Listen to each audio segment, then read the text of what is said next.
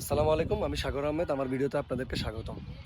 আসলে আমরা বাঙালি জাতি ভালো কিছুর আশা করি না।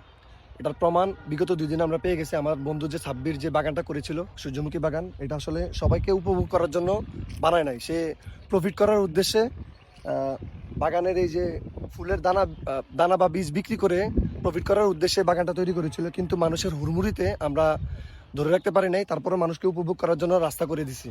কিন্তু বিগত ২ দিনের মানুষের ভিড়াভিড়ির কারণে আমরা অনেক কিছু লক্ষ্য করি নাই। আজকে ক্ষয়ক্ষতির পরিমাণ লক্ষ্য করতে পেরেছি।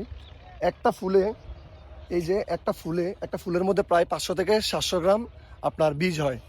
এই ফুলগুলা মানুষ ভিতরের অংশে বাগানে যান, বাগানে যাওয়ার পরে আপনার ছবি তোলার জন্য যথেষ্ট জায়গা আছে। কিন্তু এই জায়গাগুলো পার হয়ে মানুষ ভিতরের অংশে যায়। ভিতরের অংশে যাওয়ার কারণে অনেকগুলো ফুল নষ্ট হয়েছে। প্রায় গতকালকে এবং গতকালকের আগের দিন মিলাই প্রায় ৪০০ থেকে ৫০০ ফুল নষ্ট হয়ে গেছে। যেটা অনেক ক্ষতি হয়েছে সাব্বিরের। এখন আমরা বাঙালি জাতি আসবো, সুন্দরভাবে উপভোগ করবো, কিন্তু মানুষের কেন ক্ষতি করব? এই যে ফুলগুলো নষ্ট হয়েছে, অনেকগুলা বীজ নষ্ট হয়েছে আমাদের। একটা ছবির উদ্দেশ্যে আমরা ভিতরে ঢুইকা কেন বাগান নষ্ট করব?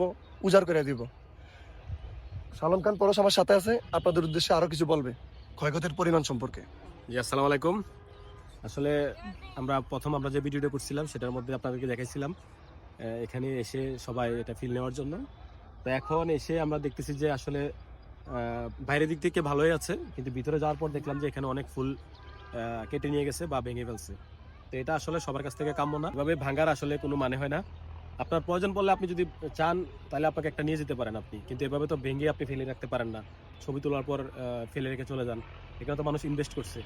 আর তাছাড়া পরিবেশটা তো নষ্ট হয়ে যায় যখন গাছ থেকে ফুলটা আপনি নষ্ট করে ফেলেন। তো সুতরাং সবার কাছে রিকোয়েস্ট, আপনারা আসবেন, এখানে ঘুরবেন, কিন্তু ফুল ছিঁড়বেন না এবং ভিতরের অংশ এবং ঢুকবেন না। ভিতর অংশে যাবেন না। যদিও একটু যেতে হয়, হালকা একটু ভিতরে গিয়ে ছবি তুলবেন, দেন বেশি ভিতরে যাওয়ার দরকার নেই। এখানে আরেকটা সেন্সিটিভ বিষয় হচ্ছে, এখানে যেহেতু নদীর পাড়ে, এখানে সাপও থাকতে পারে। হ্যাঁ, বিষাক্ত সাপও থাকতে পারে, পরে একটা অঘটন ঘটলে এটা সমস্যা। তো সুতরাং আপনারা এই বিষয়গুলো মাথায় রেখে সবাই আসবেন, ফুল ছিঁড়বেন না, সতর্ক থাকবেন। সবাই ভালো থাকেন।